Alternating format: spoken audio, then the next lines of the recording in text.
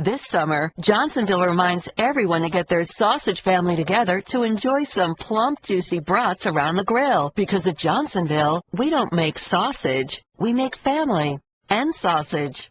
This is the Best of Mike and Mike podcast on ESPNRadio.com. The Best of Mike and Mike.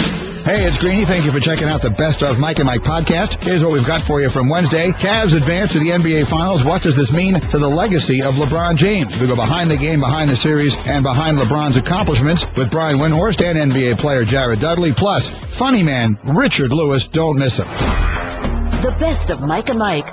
The party this morning is in Golic's hometown of Cleveland. 143 seasons, not years, but seasons they've been waiting, and maybe this will finally be the time as LeBron James returns home and brings the Cavaliers to the finals. I'm trying to remain reserved. You know, I want to have that all-out party, but you got to remain reserved a little bit as far as this is concerned, because the expectation is that they were going to get there. There were certainly bumps along the way, but LeBron James came home to, take care of unfinished business. And in Cleveland, we all know unfinished business means since 1964, the last time they won that title, the Cleveland Browns winning the NFL title. Then you've obviously had the Browns, the Cavs, and the Indians. And do not forget my Cleveland Barons in the 76 to 78, right? 3 seasons of NHL hockey in the late 70s. And I watched that. I watched all that hockey, and all for naught, as we couldn't get a championship. You didn't watch all that hockey. You watched all 3 seasons of Cleveland Barons hockey. I went to those games. Absolutely. Listen, I was 14 through 16 years old. I mean, that was great stuff. I dug it then. We didn't win. The Cavaliers obviously have been to the finals once in that time. Now twice. This will be their second trip to the finals. They went once and were swept by San Antonio. The Browns have been somewhat close since. They had back-to-back losses in the AFC Championship game, the drive, and then the fumble. Yep. The Indians, of course, were right there on the precipice of winning a World Series in 1997, and they've had other really good teams. But 143 consecutive seasons without winning a championship for the city of Cleveland. No other city is close. The next closest is San Diego, which is 107 seasons since the Chargers won the AFL title in 1963. Of course, San Diego doesn't have as many different teams, so it's not going to add up to as many different sports, despite the fact that the years, all of that notwithstanding, there's a circle to all of this, to LeBron James going away, doing like, as he described it, like going to college, like the rest of the world generally does, and getting your education. He majored in winning. He comes back, and now he is teaching everyone else how to do it, and that was a dominating performance. Look, I thought Atlanta was going to win the game last night because I just thought LeBron was exhausted from the other night. They were playing with house money at this point, Cleveland. Horford, I thought, would play better, and, I mean, it could not have been. The knockout punch came in the first quarter, and they never looked back. Well, I mean, you sit there and look at a 12-point lead in the first quarter, 17-point lead at halftime, 25-point lead going into the fourth quarter. And at some point in that game, I thought it was around the second, maybe the third quarter, where there was just kind of a lot of standing around by Atlanta, kind of the resignation almost of where this was going. As the hustle kept coming from Cleveland, it looked like way more hustle than Atlanta, because Atlanta, it just looked like they knew what was going on. They were playing because that's what you do, you play. But Cleveland was playing, and Cleveland came out like with a purpose. Kyrie Irving did play in this game, took a hard foul, got knocked to the deck, popped right back up. That's something you like to see. And I think they went in there with the thought process of, gang, look at the amount of days that we can get off here. We don't have to worry about going anywhere anymore. We can just stay at home. We can rest. We can take our time. We can get as healthy as we can be before we meet. And it looks like it'll be Golden State. And don't give the other team life. I think there's some degree of that as well. Don't let them breathe any life into their... If you lose, the truth is that if the Cavaliers lose the game last night, which they don't even come close to doing, they only have one more home game. Right. I mean, they would have only had one more. So it made sense the way they did it. You're traveling again. You're going to Atlanta, and then would have to come back. So now, you and I were traveling yesterday, so I didn't see it. I will say this. We were of all things, we were in a helicopter yesterday when this was going on. And we'll tell some helicopter stories, too, because it was my first time in a helicopter, and I loved it. I thought I was going to pass out before we did it. I was scared to death. I always love when my daughter handles things better than you. Way better than me. She loved it. She joined us on the trip down. I was scared out of my mind until we got up in the air, and then I was fine. But anyway, that's not the purpose of the story. The purpose of the story is that when we were coming back was when it was announced that Kyrie was going to play. Right. And the initial reaction, I was retweeting Michael Simon, you know, our buddy, the chef. Sure. Who's a crazy Clevelander and crazy Cleveland fan. I can't believe they're playing him. Apparently, Barkley said on TV, I saw Patriot Ray tweeted it. We were not watching at that point. But Barkley said this is the worst decision since Seattle threw the ball from the 2-yard line in the Super Bowl to play Kyrie Irving. Well, and then, you know, I guess it turns out all right. I definitely would not have. I certainly had said many times, you don't need him to win this series. Rest him up until the final. After the TNT grew into the love affair with the Entourage group, which was there. Looking forward to that movie coming out. But I thought the same thing, because understand he was out for tendonitis. Tendonitis is one of those things, it just doesn't go away. I mean, you need time with that thing. And we're obviously here we're talking time until the NBA Finals as opposed to off-season time to really let that thing heal up a lot. So it would only heal to a certain point to the start of the NBA Finals. But with tendonitis, a little bit is something, because it can come back on you. One wrong step, as we saw when he stepped on his own player's foot and aggravated his knee. I mean, that's all it takes. So now that's the chance you run into by putting him out there as one little aggravating thing, you know, in a game that you had control of, and there could be a setback. So I think a lot of people were surprised. A lot of times it's about the injury and what kind of injury it is that you're coming back from. That's why I don't think anybody was stunned at all when Steph Curry came back, you know, after the concussion test, and he passed everything, and you come back, because it wasn't an arm, it wasn't a shoulder, it wasn't a wrist. You heard LeBron talking about that fall, saying he had a fall like that in high school, and when he cracked a wrist, and that's what a lot of us thought when you first saw the hand go down. Was he going to hurt, you know, a joint or break a bone? But he conked his noggin and passed the test, and he was fine to go back in. And I had no problem with that. But with Kyrie, I was definitely like, boy, oh boy, you'd hate to see a wrong step or a move, and all of a sudden he's limping again, and now you start the whole process over again of calming it down, trying to get it calm, trying to heal it up, and try and get it ready for the next game. But you know what? That's why they're on the court, and the coaching staff and the medical staff doing their thing, and we sit here and talk about it because they got it right. He looked good. Again, he takes one hard shot to the ground, pops right back up, plays about 22 minutes, and everything is fine. Everything is great. They came out with a purpose, and I think their purpose was, let's get this thing over with. Don't give, as you said, life to Atlanta. Don't have to travel back to Atlanta. Let's end this thing. Get to sleep in our beds for a week, you know, before we have to head out to Golden State, and here we go. 21 minutes, 58 seconds for Kyrie last night. He hit 2 threes, 6 of 11 from the floor, 16 points. He had 5 assists, 4 rebounds, turned it over once. And again, they put that game in the freezer early. I mean, LeBron only played 29 minutes last night. Mike and Mike presented by Progressive Insurance. Now you can test drive Snapshot to see how much you could save before switching to Progressive. Visit progressive.com/snapshot. And so there was a great book by Tom Wolfe called A Man in Full. And it had nothing to do with basketball, but it did have a sports connection. But that notwithstanding, you know, there is an element of that in this with LeBron, and a man coming, you know, total full circle. Oh, this is huge, Greeny. This is huge. Which the fun we'll have in the next week as well is how quickly did people, after they burn their jersey, go buy a new one? You know, when LeBron came back, and how quickly was he forgiven for coming back? And you know, he had his reasons. And again, I don't think outside of Cleveland, everybody kind of understood it. If you were from Cleveland, you were understandably mad, but I would imagine the slate has been wiped clean a while ago. Here's LeBron James last night after leading the Cleveland Cavaliers to the NBA Finals. It's very emotional to be back in this city. You know, when I made my decision to come back here, I knew what I wanted to do, but I knew it wasn't going to be easy. It was going to take a lot of hard work and a lot of dedication, and it's going to be the toughest task for me to try to get this team back to the finals. And I had to step up my leadership. I had to be very patient, which I'm not very patient. I'm not a very patient guy, but I knew I had to work on that. To be able to sit at one point during the season and see us at 19 and 20 and watching my team struggle, me sitting out 2 weeks, you know, they wanted Coach Blatt fired, saying we needed another point guard. Will LeBron and Kyrie be able to play together? So many storylines was just happening at that point in time, and For us to be sitting at this point today, being able to represent the Eastern Conference in the finals, is special. It's very special.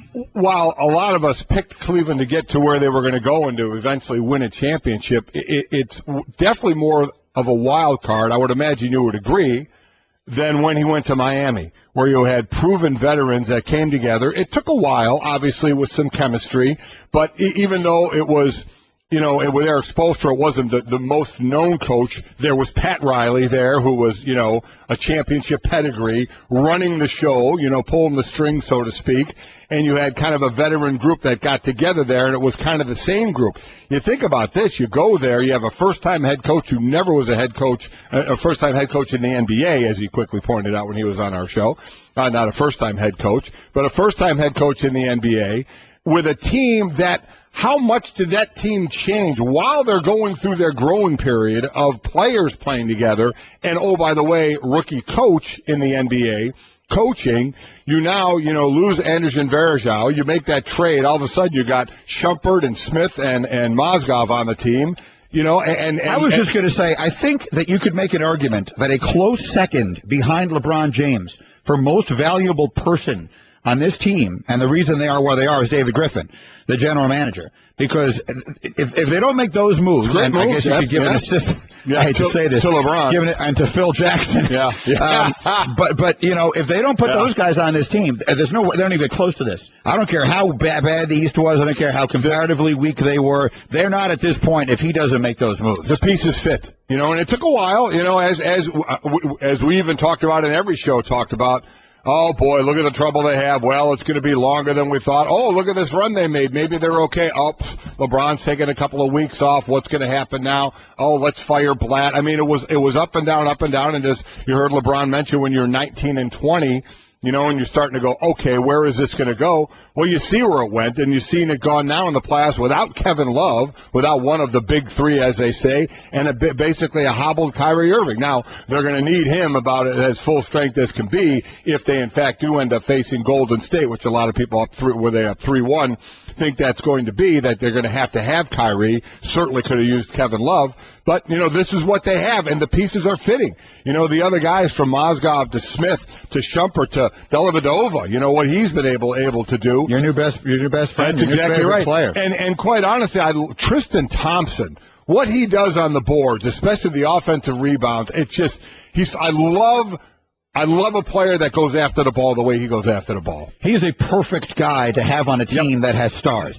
He's the perfect guy who becomes a very valuable player because you only need him to do the things he does ridiculously well. Yeah. He knows it. And he's fine with it. He stays in his lane. He seems fine with it. Yeah. I haven't spoken to him about it. I believe it's his money year, too. I believe it's he's a money going year to get for him. some money. So the way he's played, he's going to get some money. You mentioned the West. That's tonight, Game 5. Harden and the Rockets, Curry and the Warriors, Game 5 of the West, presented by Auto Trader tonight. Coverage starts 8 Eastern on most of these ESPN radio stations. Now let's give you a couple of numbers on LeBron. I think the fact that he did something that has never been done before is actually less significant than the fact that he did something only 2 other people have done before.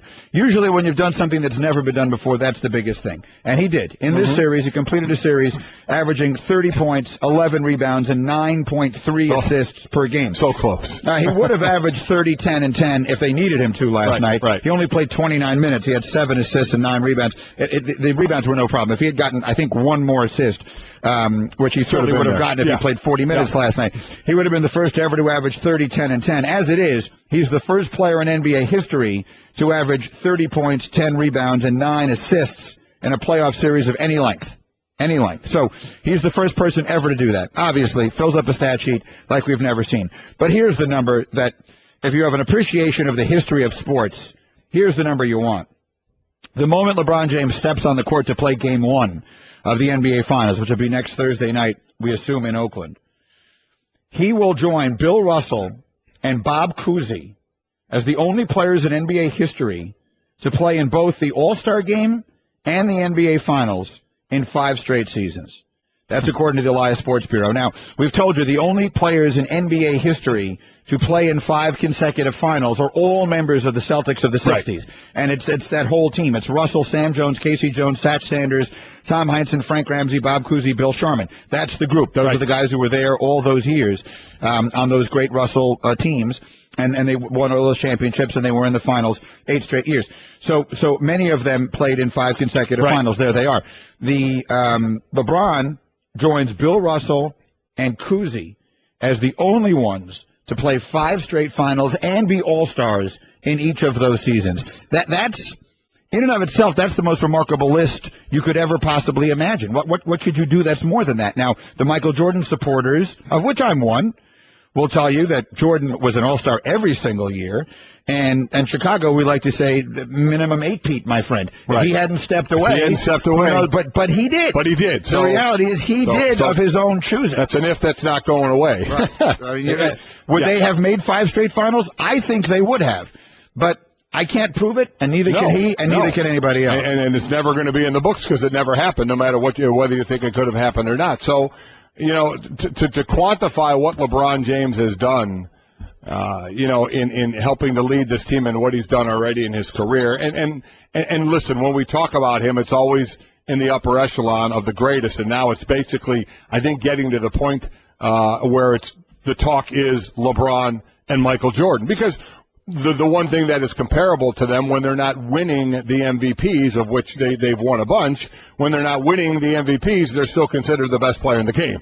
It's like Steph Curry won the MVP, but anytime you talk about LeBron, LeBron's the best player on the planet. And the same way when Michael Jordan wasn't winning a regular season MVP, it was player X won an MVP, but Michael Jordan's the best player on the planet. That's just kind of accepted in the way it is. And by the way, true. Yes, and it was appropriate this year. LeBron said it himself there. He took 2 weeks off in the middle of the season. Right. They had an up and down year. Yeah, I'm not ripping the Steph Curry getting the MVP at all. Steph Curry deserved it. That's not what I meant. I mean at all. I knew what you meant. I wanted to make sure it was clear what you meant. So, let some of this kind of conversation begin. Tony Kornheiser, who was on with us Friday, and I asked him a little bit about LeBron, and his answer on that day was, the most dominant player in NBA history was Wilt Chamberlain, at his size and the era in which he played, and no one was close. And then he sort of went through the lineage of great NBA players from Magic and Michael and on through the group, and Kobe, and LeBron certainly is a member of that group. It's sort of the way Tony put it. Yesterday, and pardon the interruption, he took it a step farther. I do think LeBron needs at least 4, maybe 5 rings. To have this conversation seriously. But I also think that as people get stronger and better and nutrition is better and all of that, I think he's the greatest player who ever lived. I really do. Because he can play every position on the court. He can defend every position on the court. He passes unlike any scorer before him at that size. I think we're looking at a phenomenal player here, and I think the fact that Michael Jordan has 6 rings will prevent this conversation. That was Tony yesterday on PTI. And the interesting thing, and we've discussed this, I know you brought it up and we've discussed it before, the comparison is going to be to Michael Jordan because Michael Jordan is considered the greatest player of all time. But I think one of the top 5 greatest players of all time is a guy you almost compare LeBron to. I mean, what's the best comparison to LeBron of a guy who can play multiple positions, defend multiple positions, and do multiple things the way LeBron does? Magic Johnson. That's Magic Johnson. So it's like those guys are the ones you compare because, you know, the size situation with the Magic and the wow factor of look at what this guy's doing handling the ball at his size, and you say the same thing with the truck like LeBron James. Well, let's just say this. Seems to be more in comparison, don't they? Yes, because of his playmaking ability, his unselfishness, his point guard ability. I've said many times LeBron James was put on this earth to be the greatest point guard that ever lived. I love Magic Johnson, okay? Magic Johnson was as good a player as you could be, right? You can't make a list of the greatest players ever without putting Magic Johnson on it, and I don't care how short your list is. But let's just, to use what Tony was saying specifically, we talked about this when Tom Brady won a Super Bowl. You can have your pick of who's the best quarterback and all that kind of stuff. Now we're talking about accomplishments. Yeah. LeBron James is not the most accomplished player in the NBA's history. He's 30 years old. He's got a lot of time left to accomplish things, and we'll see what his accomplishments are when he gets done. If you're just talking about the greatest player, Mike, if Magic Johnson in his heyday and LeBron James ran a race, A foot race? Well, see, can you imagine where LeBron would lead him? As I was going to go after that, what separates them, and listen, this is through time. Athletes are bigger, stronger, faster, and as we always say, that doesn't necessarily make them better, but in LeBron James' case, it does. I mean, you just look at the physical freak that he is, of the speed he has, the athleticism he has, and then the absolute power he has to go in the paint. The two greatest players who were not centers of our lifetime, right? When we did our Mount Rushmores, I put Oscar Robertson down out of respect. Right. But I never saw Oscar Robertson play. The two best players of our lifetime are Michael Jordan and Magic Johnson. Who weren't centers. Who weren't centers. Right. Yeah, Yes. Take out Kareem and guys like that. Right. The Magic Johnson, there's no disrespect to Bird or Dr. J or anybody. They're all great. Those are the two best. Michael and Magic are the two best players I ever saw. Agreed. Neither of them could do all the things that LeBron can do. No. He can do things that Magic could do that Michael couldn't, and he could do things that Michael could do that Magic couldn't. Right. So he is...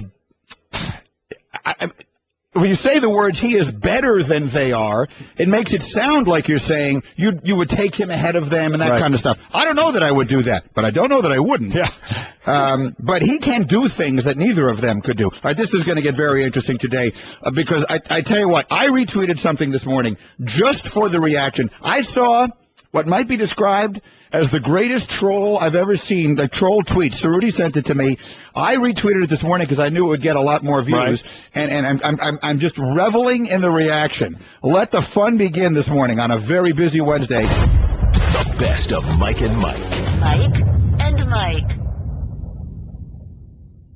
Guys, when you buy your clothes at DXL, you look good. But you feel like a rock star. So if you want to look and feel like you'll find all the brands you love, waist size 38 and up, all in one awesome store. DXL, you're looking good. Right now, Harbor Bay tees are just $19.99 each when you buy 2 or more. The best of Mike and Mike. Mike and Mike. Just very quickly on the Rangers winning. Their numbers now in elimination games against are insane. Those of their goaltender and those of their team. And I just wonder, as a player, now, again, you played in a non-series sport. Right. So you only had elimination games. And when you got to the postseason, there were no playoff games that weren't elimination games. But you understand from the inside the mentality better than I could. What does it say about a team? Is it heart? Is it toughness? What is it about a team that simply will not die? I would say it's the ability to not get caught up in the moment. You know, we talk to guys that play in the Super Bowl. Unfortunately, I never was able to do that. And one of the lines out of them is, how quickly are you able to just make it a game? And I think that's a big thing in big games. You know, in playoff games, yes. I've played it more than a few playoff games when they're as big as they can get, because you lose, your season's over, you win, you move on.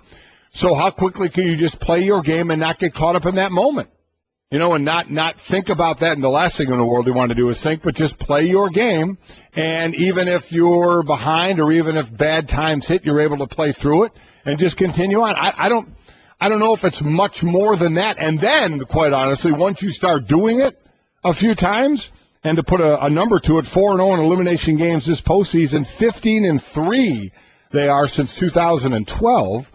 But once you start doing it, then all that does is build your confidence that no matter the situation, you can come back. It's like a team, you know, every now and then you get a team during the year that has a close win or comes back a lot during the year to win. Well, when you do it a couple of times and find success, nothing rattles you, where if you're not used to that and you find yourself behind, you may get rattled and start trying things that you wouldn't normally do.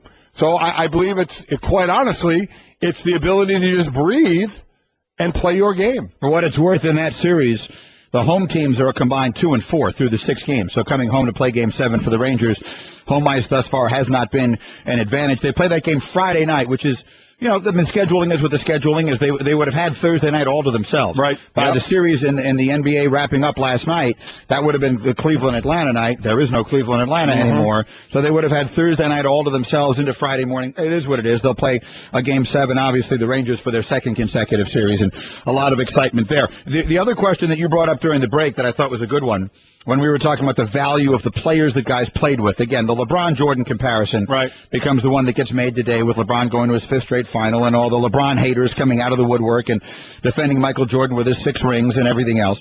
You brought up a pretty good one, which is we're comparing Scottie Pippen to Dwayne Wade. We're comparing Horace Grant and or Dennis Rodman to Chris Bosh. And then you asked me the question, what's the value of a coach? Yeah, how about comparing Eric Spoelstra and David Blatt to Phil Jackson? You know, we talk about Phil Jackson, what he's doing now, but we all know if Phil Jackson was on the bench, it could be a different story and what he meant to players as a coach, not just the X's and O's, but managing players as well. So what's that value? Where do you throw that in? Well, okay, then let me ask you that. Let me answer that in the form of a question. Phil Jackson wasn't Phil Jackson until that. You know what I mean? Like when Jerry Krause decided to fire Doug Collins and make Phil Jackson the coach. Phil Jackson had been coaching the CBA, the Albany Patroons. Won I think 2 titles there, by the way. They hired him as Jerry Krause liked him, hired him as an assistant under Collins. They fired Doug. They elevate Phil. It was a stunning move at the time. Right. You don't remember that through the prism of history because Phil has 11 rings on his fingers and has more rings than he has fingers. But at the time, it was a stunning move. Phil wasn't Phil until then. So, you know, that's a chicken and egg discussion. And then you could obviously people will make the joke that LeBron is the one coaching this team at this point. Right. Not David Blatt anyway. Let me read you a couple more tweets that we have flying in here because that's really where the conversation is. Anthony wants to remind you, and it's a good one. One thing to say in defense of Magic is he had to retire prematurely at age 32 while he still had great years ahead of him. That is 100% true. Coach Griff tweets at us, best measure of greatness is when you lose physical ability but still get it done. MJ, Kobe, Kareem, and Bron is just MJ, Kobe, and Kareem. Bron is just a physical bully. Stop. Hold on. Physical bully? I mean, stop everything. Michael Jordan wasn't 50 when he won the championship in 98. When he came back with the Wizards, he still was good. But that's not the Michael Jordan that we're talking about. Absolutely not. Michael Jordan, when he won that last championship in 98, was 30. He came back at 31. I think he would have been 34 in 98. We could look that up real quick. I think he was 34. So he was still pretty much at the peak of his physical ability. If not there, he was pretty darn close. LeBron James is only 3 years younger than that now, 3 or 4 years younger than that now. So, again, I'm not putting LeBron James historically ahead of Michael Jordan. I just find the notion that people will dismiss it out of hand as though it's a ridiculous statement to make. It kind of offends my sensibility. You're just looking for a reason to knock this guy. If you don't like him, you don't like him. No, You're entitled not to like him. But I'm amazed that you can discount his abilities. Look, I grew up a fan of the Knicks. I hated the Celtics. The Knicks, the Celtics always beat the Knicks in those days. In the mid-'80s, the Knicks had some good teams with Bernard King. Their talents. And they always lost to Boston. That does not diminish how great Larry Bird was in my own mind. I recognize how great Larry Bird was in my own mind. He's one of the greatest players that ever lived. I don't diminish him because I rooted like crazy against his teams. And he had to be crazy. So, I mean, I think people who don't like LeBron, I think, are just choosing not to appreciate him. Michael Jordan, when he won his last title, was 34.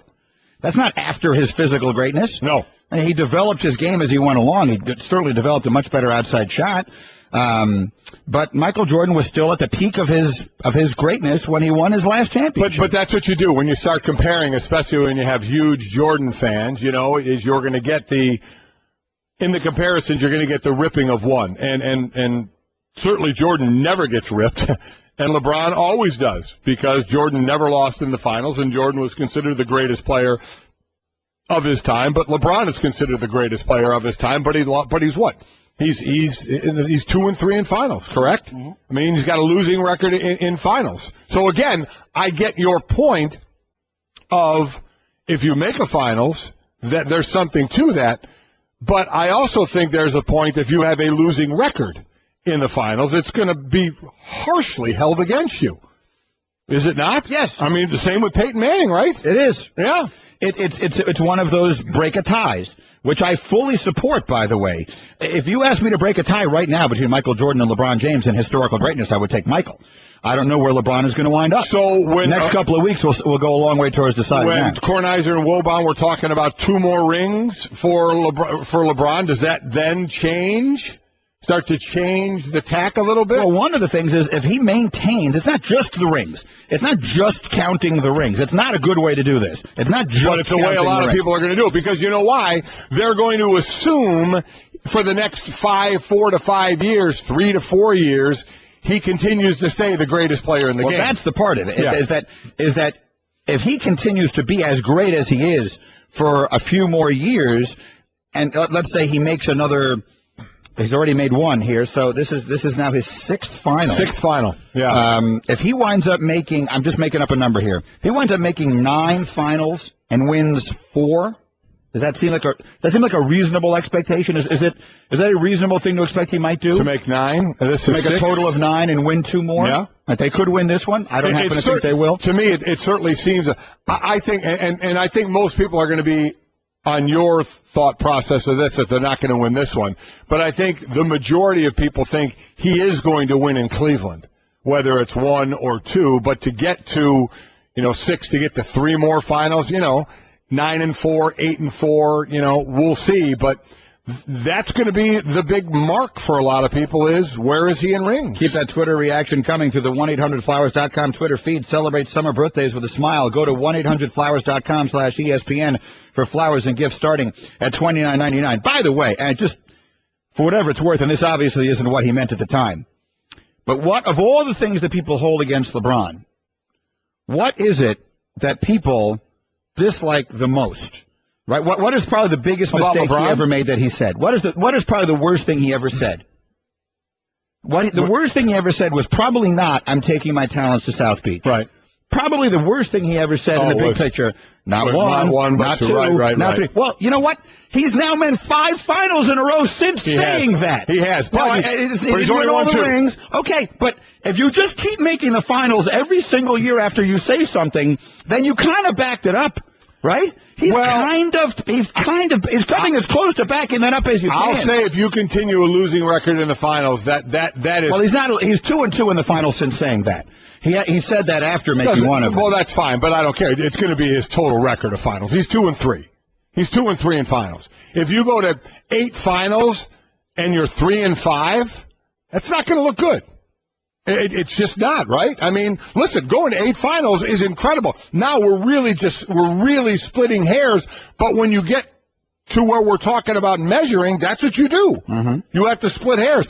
It's just like people do it with, people saying it's not 6 rings by Jordan, it's 6 for 6. Well, people talk about Joe Montana was 4 for 4, but Tom Brady was 4 for 6. That's better. There's something to that. I don't know why this has to continuously be explained. But again, it's a winning record.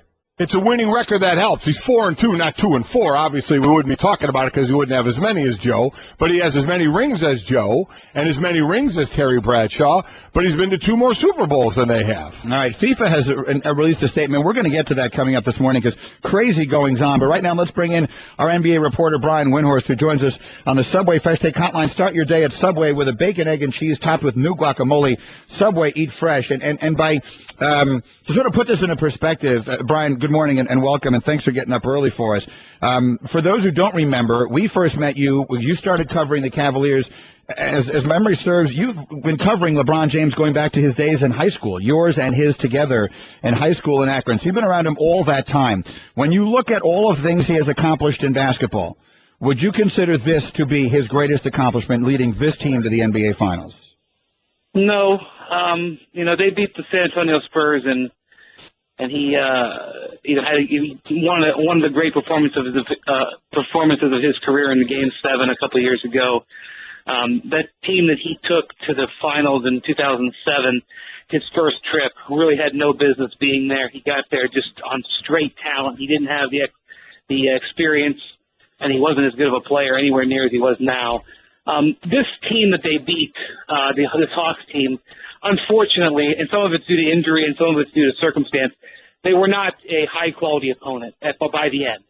they would have been a high-quality opponent had they been played when they were healthy or at a different time in the season. But LeBron just completely eviscerated and overwhelmed them and had total control of the game. So that is a factor. But this is a team that has good talent. This is a team, I have heard people say to me, well, this is sort of like 2007 when he had, a whole bunch of no-names around him and he dragged them there. And I just disagree with that. I think LeBron has been great, but I don't think he's as good as he's been in recent years. I think he's had great control of the game, but I think his supporting players, J.R. Smith had double-doubles in the last 2 games. He has 28-point game also earlier in the series off the bench. Iman Shumpert's played some of the best basketball of his career.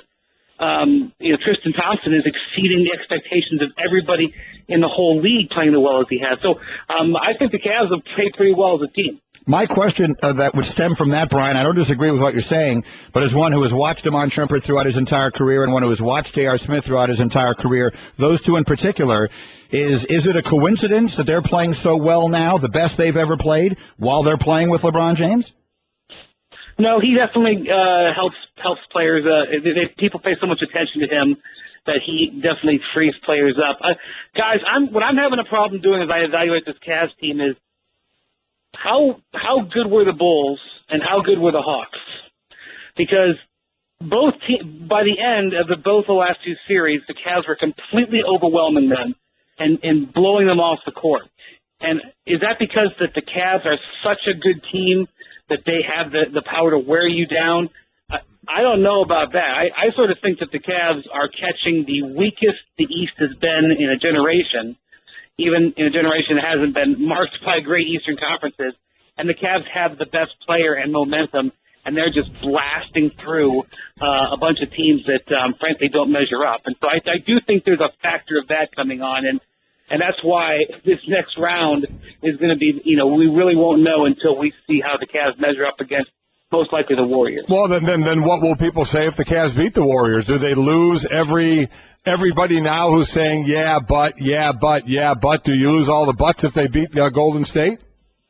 There's always, look, Mike, there's always going to be people who are going to put down your accomplishment, that are going to try to qualify it and stuff. That's the era that we live in today.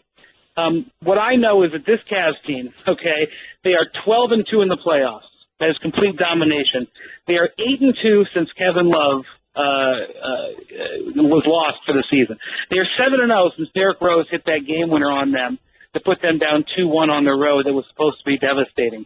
They survived Kyrie Irving missing 2 games and not even be able to finish 2 other games. They won all 4 of those.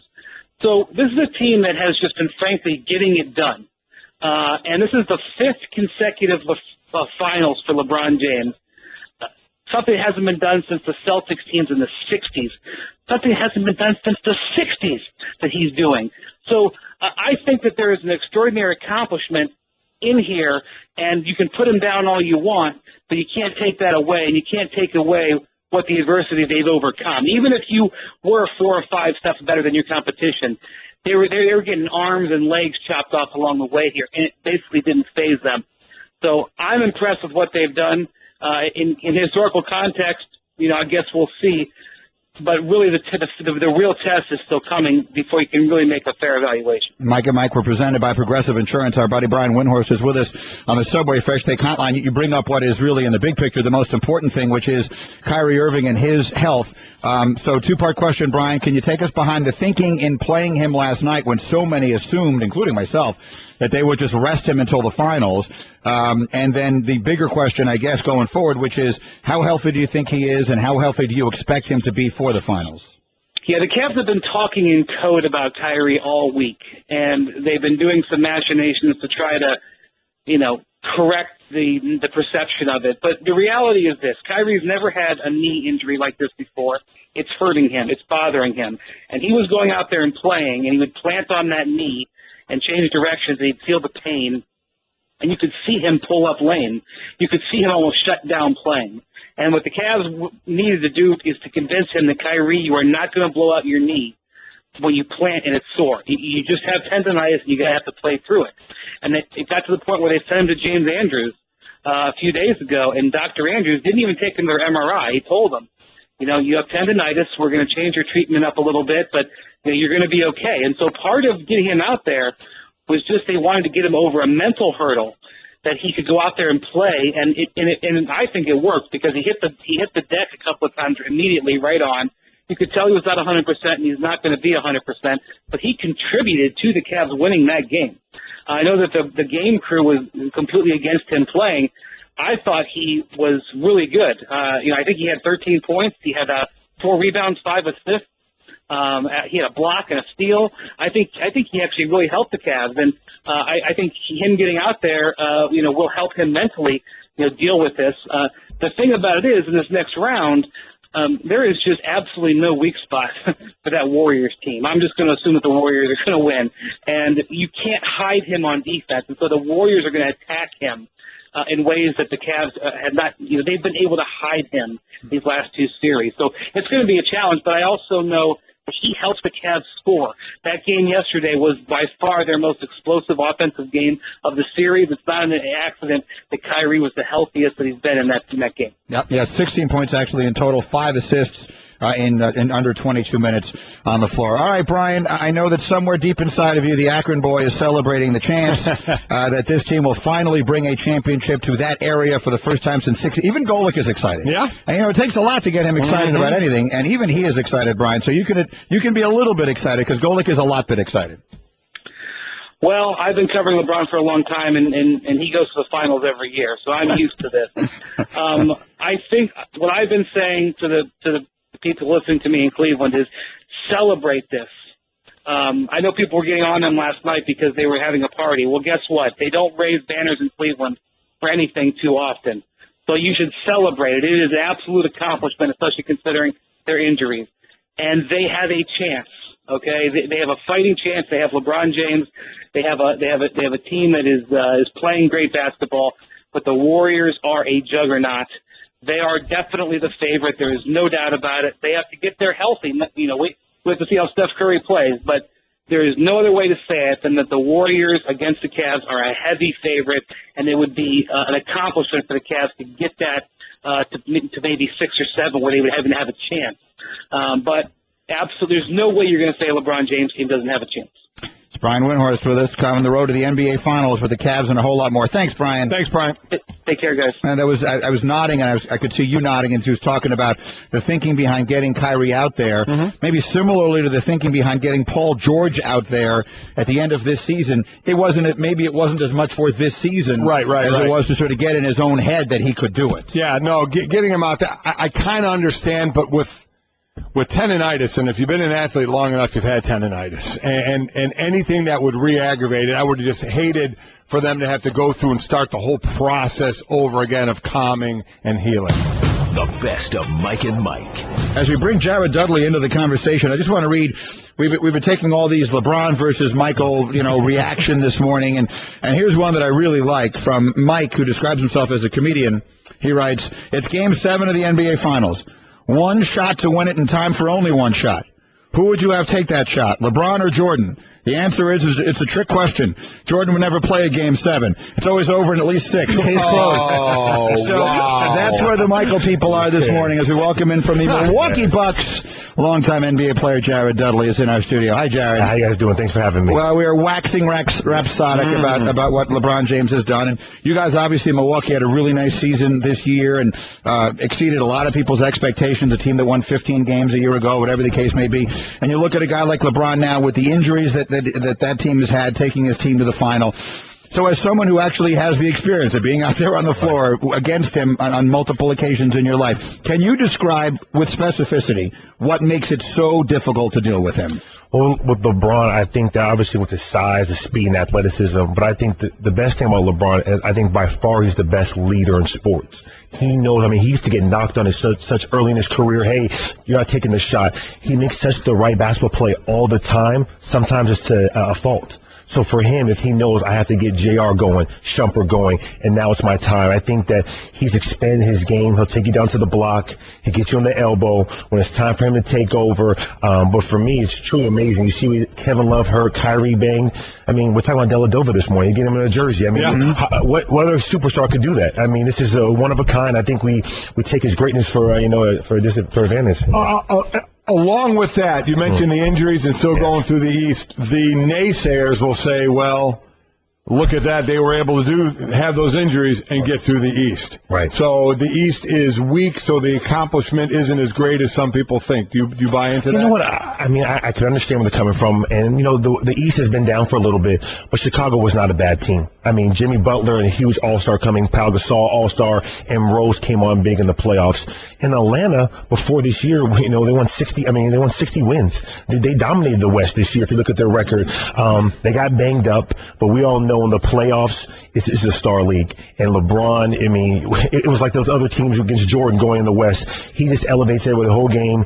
He picks it up in the playoffs. He picks his spots, and he can really control the game defensively and offensively. So I understand that, but I think we still have to get props where it's due. Well, look, the Bulls, they got Gasol hurt during that series. The Hawks, they got Korver and Carroll and all the other injuries. But LeBron is doing all of this without Kevin Love. I mean, since the first round, and Kyrie Irving has been, for the most part, a shell of himself in this postseason. So, Mike, while the East has been weakened by injury, so has LeBron's team been weakened by injury, and he's the last man standing as they go forward. You obviously played them a bunch this year. How different were they after the acquisitions during the season of Mozgov and Smith and Shumpert? Huge, just because I thought chemistry early on. They had Waiters, and he kind of wasn't really buying into the system.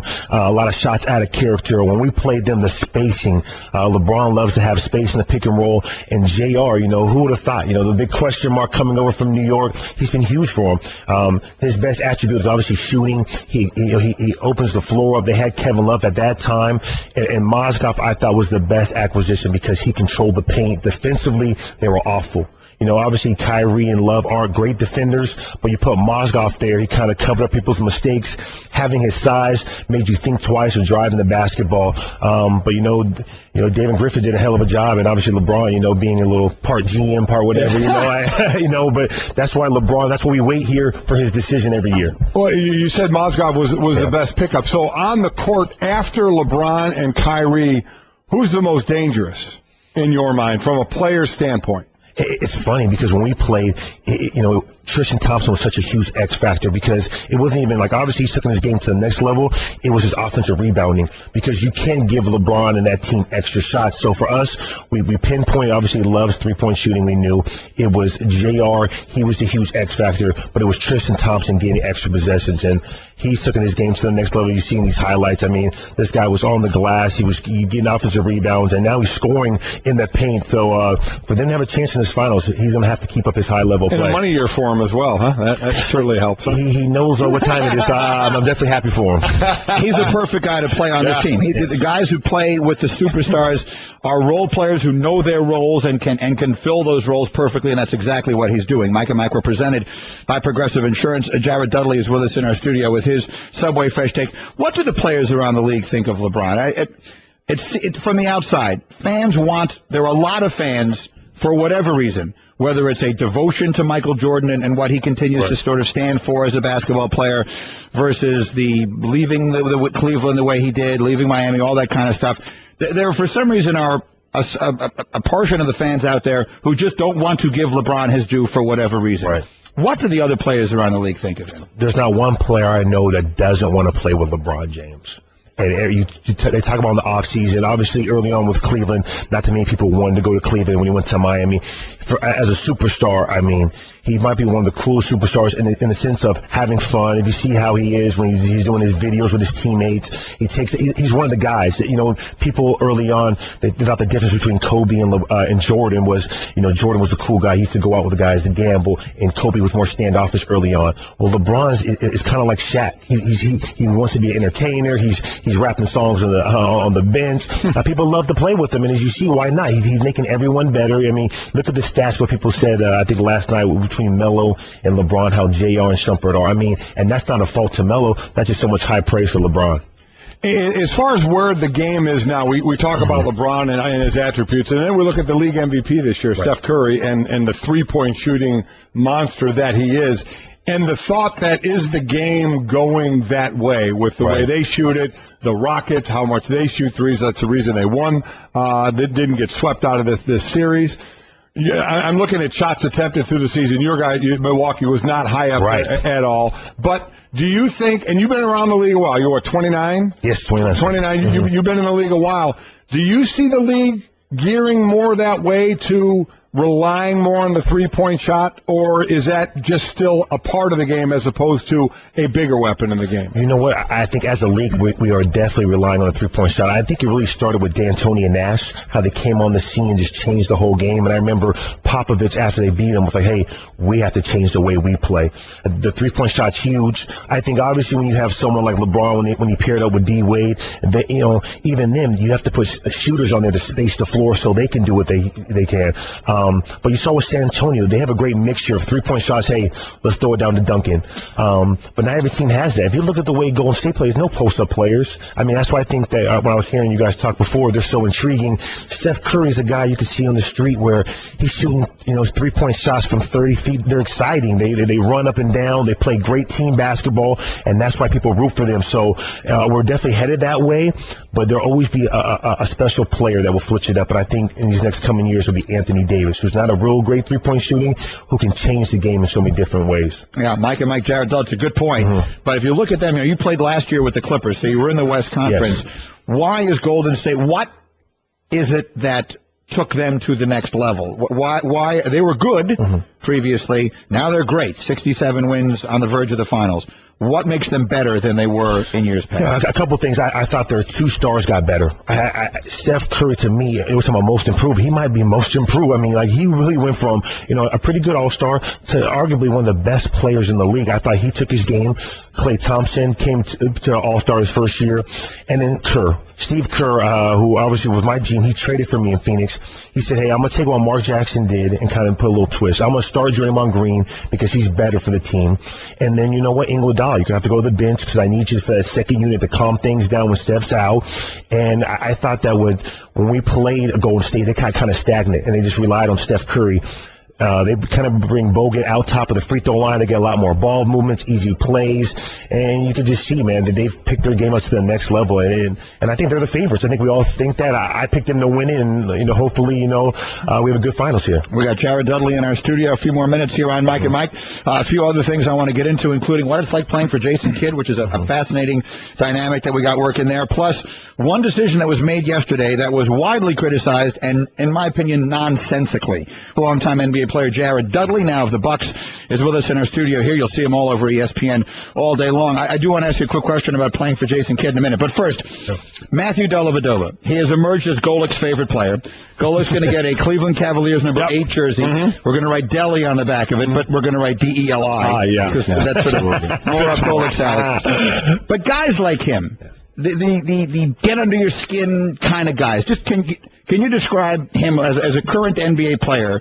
We'll hear people say, well, he's the kind of guy, if he's on your team, you love him. If you're playing against him, you hate him. Well, what's it like playing against that guy? You can respect those guys because someone like Dellavedova, he's had to work for everything he's gotten, and he has to play with a chip on his shoulder to not only, play in the NBA, to stay in the NBA for someone like him early on.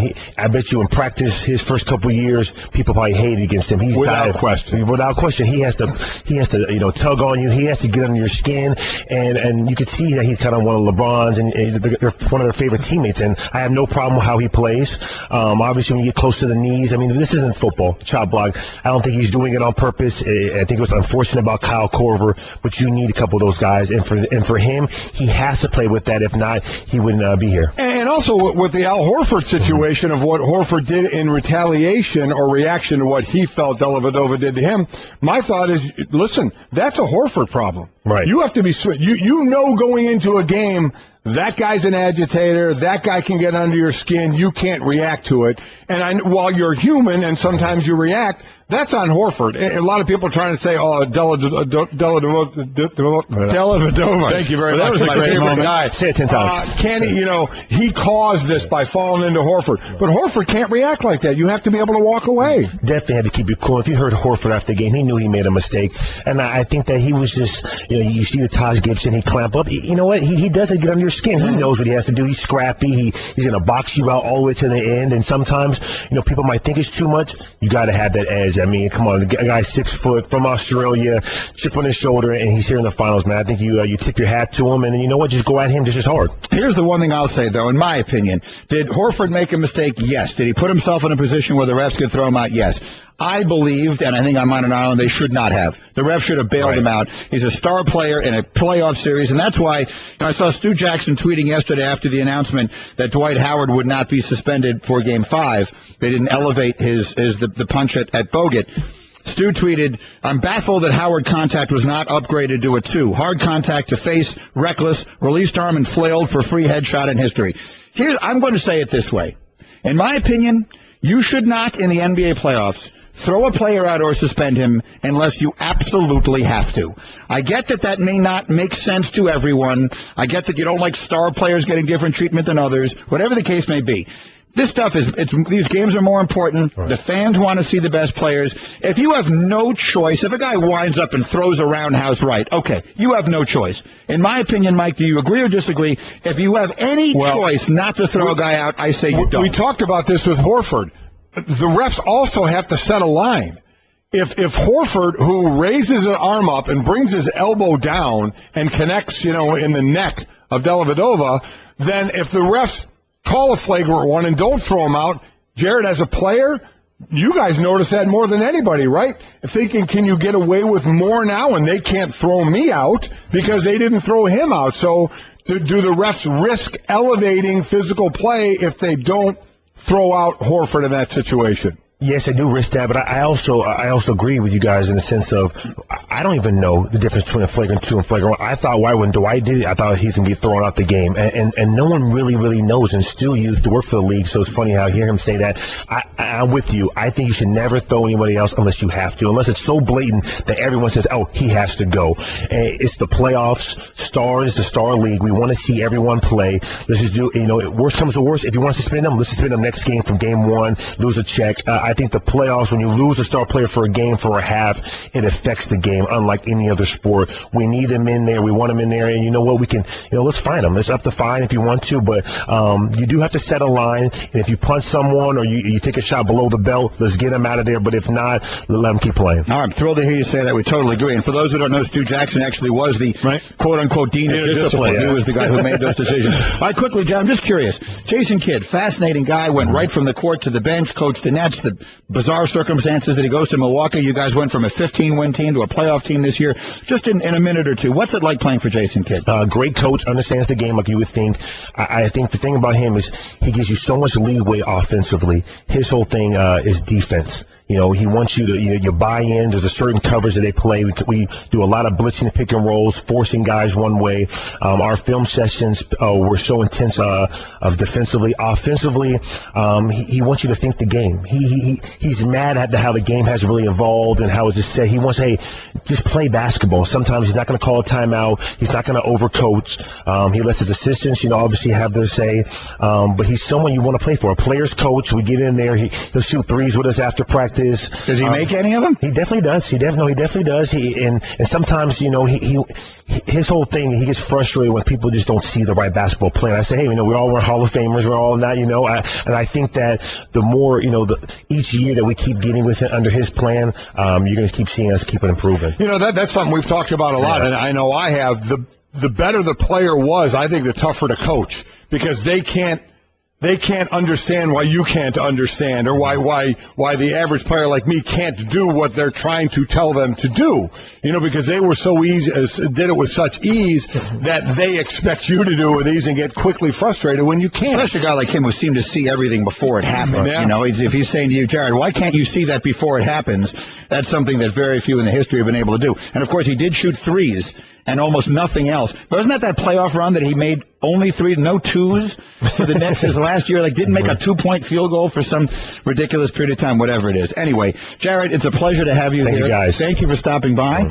Jared Dudley will be here. Been doing First Take today and a bunch of other shows, right? Sports Center, a little bit of everything. This is going to be his world when he's done playing. Someday. We'll just be living in it. Mike and Mike.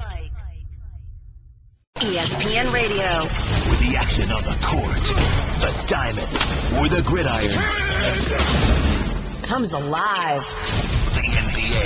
The San Antonio Spurs are the world champions. Major League Baseball. San Francisco Giants are the champions of the baseball world. The new college football playoff. College football playoff national champion, the Ohio State Buckeyes. Your home for the best in sports play-by-play. ESPN Radio. The best of Mike and Mike. Let's bring Richard Lewis into the conversation if he's ready from New York. Of course, longtime comedian. You've seen him in so many different things over the years. He's on Twitter at @TheRichardLewis. And his new book is out. It's available now. It's very, very funny with a terrific foreword by Larry David. It's called Reflections from Hell.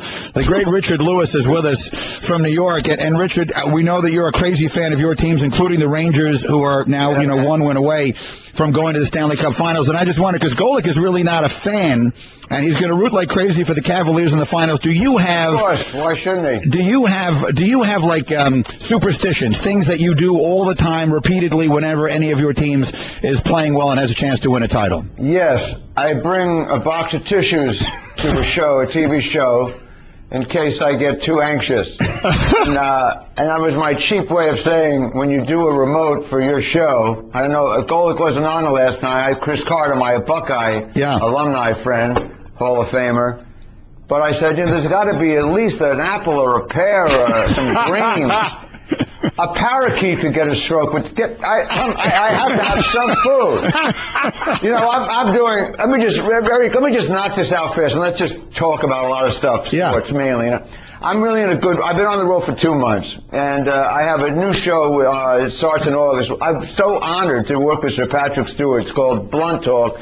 And it's for 2 years, and I play a psychiatrist, and I say that to anyone on the street, and they fall down like, how can you play a shrink? But this guy's, they're all drug addicts and crazy newsmen, and I try to help them, which of course is genius casting. And this book is with an artist, genius friend of mine of 35 years, and I always wanted to collaborate and just call him up and give him some thoughts and just hang up, and then he would just, I never knew what he was going to, illustrate.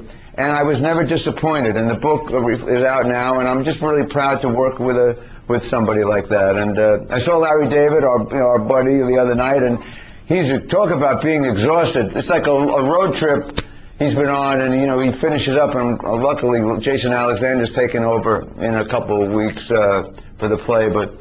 It was so hilarious. I know you went, right? I did. I saw Fish in the Dark, which was terrific. And Larry David writes, by the way, since you bring it up, can I just read you the beginning of Larry David's foreword? He's so funny. So, again, the book is Richard Lewis's book. It's called Reflections from Hell.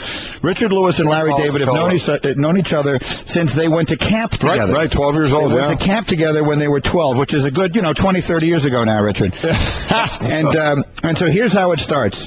The beginning of the foreword, I opened to the wrong page. Here it is. The foreword from Larry David. He writes, here's a good piece of advice. If you should ever have the misfortune of crossing paths with Richard Lewis, do not, I repeat, do not, give him your personal information. No address, no phone number, no email, especially email. If he asks you for it, and he will, and you can't think of a quick enough excuse, just say no, you'd rather not. Be prepared, though, he'll be hurt. He'll tell you he's devastated. He loves that word. He uses it a lot. That's how he got me to write this. He asked me, I turned him down. He told me he was devastated. In a moment of weakness, I caved. So stay strong, don't succumb, because if you do, your life will never be the same. That's the opening of the foreword. That's just the beginning of the foreword by Richard, your friend. With friends like this, of course, who needs enemies? Well, I know you know this, but, I don't know if Golic, I went to this great sports camp as a kid. I wanted to make the freshman basketball team. And it was up at Claire B., a very famous coach at LIU back in the day, and he a great sports writer. And at any rate, it was sports 24/7, and all the counselors where college coaches and college players would be counseled, like the seniors would come. It was 24/7 basketball, and I became like Air Lewis, and I made the team. and I never went in one minute for the season. In fact, during the playoffs in Englewood, New Jersey, the coach wouldn't let me in the locker room, and he made us do layup drills. I mean how intense junior high, tournaments are? He says, Lewis, shoot fouls. And in front of my family, I'm shooting foul shots. And then finally, I knew a couple of Jewish cheerleaders, and they were angry. And they put, let the Jew in. Let the Jew in. We had to go all the way to religion. It was unbelievable. And don't get me started. No, but the book's great, and Carl Nicholas Atoll is a genius artist, and he has a studio here. Thanks for holding the book up, because I'm very proud to work with my old buddy. And wow. But the sports story, I don't know if Golic knows this. So Larry David was there. This is like 1961. We're 12 years old. And I was a really good athlete. I was a great hitter, singles, double hitter, and I had a dead shot, 12, 15 range. Larry was an obnoxious, he was like a debuscher without a shot. Just all elbows and cursing and I hate your mother and this and fighting, and we just hated the guy. Yeah, he hated everything, every play he judged. Why didn't you pass to me? Why didn't you block? How can you do that? So I used to play baseball at Bean, and we were arch rivals, and we were actually, I guess, good enough to be really two of the best players, believe it or not, dressed like a guy looking for coffins, but I was a good athlete. So I never saw him again. He lived in Brooklyn. At that point, I was born in Brooklyn. We moved to Jersey, and I never saw him again. I became a comic and started in New York in '71. He became a huge fan of mine. We became buddies, like inseparable best friends for the next couple of years. And I'm a recovering alcoholic now for 20 years. And back then, I guess I wasn't crazy, but I was probably putting a few back one night. And Larry wasn't a big drinker at all, still isn't. And I said, there's something about you, man. It's like if I was looking at Golic, as intimidating as he would be to me, your size, I go, there's something about you that scares me, and I hate you, I'm going to take you down. And Larry gets real shaky. And as it turns out, we retraced our childhood. I went, I went to Camp All America. And he says, I went to Camp All America. And then, boom, I went, at the bar, at the nightclub, I went, you're that Larry David? And we had a fist fight at the bar. It triggered that 12-year-old thing, and then it was a 1,000,000,000 shot. In fact, we were born in the same hospital ward. It almost sounds like, and I'm not to be homophobic, but this is a great Lifetime movie for how two men finally are really heterosexual, but they just can't fight it anymore. We're born in the same ward. I came out premature, so I had to hang out, and then he was born 3 days later, and he tried to hang me by the umbilical cord. He hated me even when I was a baby. So that's why he wrote that forward, because I would do anything for Larry David. But I'm so annoying to be around, obviously. In fact, I'm thinking of where Golic's going to move next year when you move to the big studio. Mm-hmm. I'm worried about you, because I see you in this big spread up there now, Upper West Side, East Side. I mean, have you been thinking about the move? It's going to be away from you. I know that. At this point, there's no doubt I can't even. Not even coffee. Not even. That's fine. No, I'm going to. We'll share a box of tissue that you're holding there, yeah. No, I'm just thinking, that Golic has to make the big move. You make a right turn or a left turn, you go the other way to ESPN down here, but he lives on a farm with cattle. And he has to, he's got a lot. He has a driving range. You're gonna have to and you have a few cows, don't you? Well, yeah, of course. I mean, why wouldn't I? I know you have grown children, but they, even in their neighborhoods, teach people how to milk cows and touch those things, whatever they are. It's all about tending the back 40, and my kids know it down pretty well. I don't see Golic in Manhattan. I can't wait to see him blend in, because you're going to fall in love. And when you go to by the way, anyone listening, when you come to New York, go to that Whitney Museum and just go down that 8th floor and look at that Freedom Tower, man, and tears will come to your eyes. It's one of the museum is insanely amazing, but the views from that museum make you really fall in love with the city. And speaking of Cleveland, I went to Ohio State, Golic, so I have a love for Ohio too, and I know it's hard for me not to pull for the Cavs in a big way. I'm glad he went back, and I hope that town, which is so maligned, gets a championship. Let me bring that up to all you comedians out there, because I'm sure over your years of telling jokes, you were one of many comedians who took your shot at my hometown of Cleveland, Ohio. So this could be a down time for the comedians. If the Cleveland would actually win the NBA championship, you wouldn't be able to mock our city anymore. That's the most annoying statement I've ever heard. No, Golic, no. I graduated Ohio State, OHIO. We have 13 quarterbacks starting next year. I have best friends who live in Cleveland. I love Cleveland. I hate that it was maligned. And you don't know my act that much. I just put myself down. I don't like putting people down or cities down. I put myself down, but I'm rooting for Cleveland in a big way. I mean, I'm glad that LeBron, but the whole, this thing about you guys, I really have to, I don't know how you do it, but some of these things come up when someone makes a comment, and you talk about it so intelligently, and you both are so orchestrated perfectly. I'm not stroking you, but I mean that. But like, when all of a sudden someone comes up and says, a teammate, I get it, LeBron is better than Michael Jordan. When they start talking about these comparisons, it drives me crazy. Think about Babe Ruth. Babe Ruth, he didn't even, you never see him throw a ball from right field. He had prostitutes running out, throwing the ball, fielding for him. He was on trains, not planes, drinking, running around naked, coming up to bat, half drunk, hitting 4 home runs, pointing. I mean, how can you compare anybody from different, I don't know how you do it. When guys come on with extreme, it's like religious, like fanaticism to me. When your guys come on with extreme, but you guys have intelligent arguments, but when the extremists come on, it drives me crazy. I don't know how you handle it morning to morning. Mike and Mike, Richard Lewis with us here. Again, the new book is called Reflections from Hell, with a hilarious foreword by Larry David. We never did get back to my original question, Richard, which is... That's why Golic hates me, because I'm annoying. With the Rangers now 1 win away from the Stanley Cup, and I remember you and I talked last year, and you were saying that you and Larry get together, you watch all the games, you're a crazy fan of all the New York teams, including them.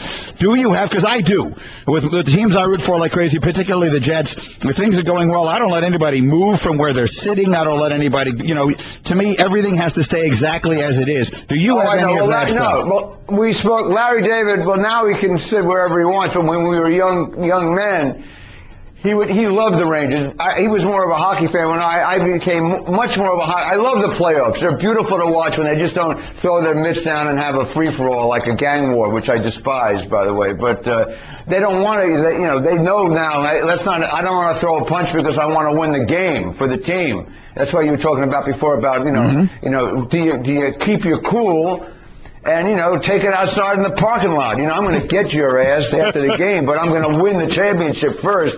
What's the point of throwing a punch and losing it for the team? Wait, get even, do something, get TMZ on their butt, get some private eye to follow him, afterwards. Maybe he's having an affair, ruin his life, but don't punch him on the floor, win the goddamn ring. That's my feeling.